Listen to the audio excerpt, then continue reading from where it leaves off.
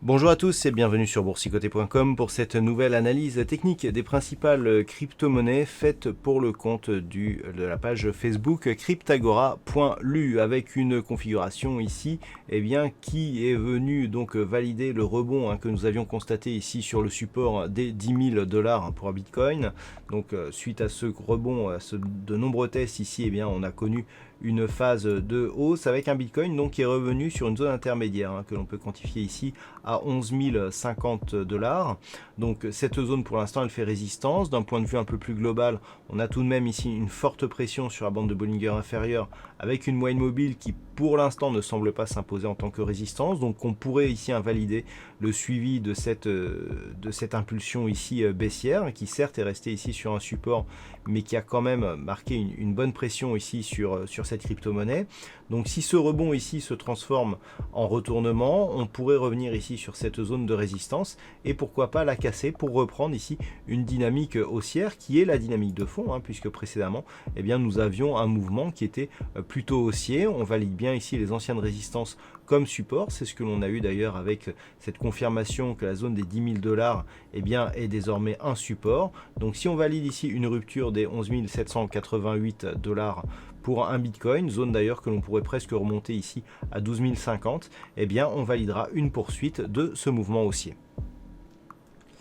Et puis sur l'Ethereum, après le changement de dynamique que nous avons connu, on avait eu donc cette forte tendance ici haussière, nouveau plus haut significatif ici proche des 500 $, et ce retournement ici qui était un signal relativement puissant, puisqu'on a eu ici un changement de flux. On est passé ici d'un flux de contact avec la bande de Bollinger supérieure, de retour sur moyenne mobile qui agissait comme support, à un flux où on a des contacts sur la bande de Bollinger inférieure et la moyenne mobile 20 exponentielle qui agit plutôt comme une résistance. Donc on serait passé plutôt sur un flux baissier, mais la bonne nouvelle par rapport à cette impulsion, c'est que la zone ici que nous avons,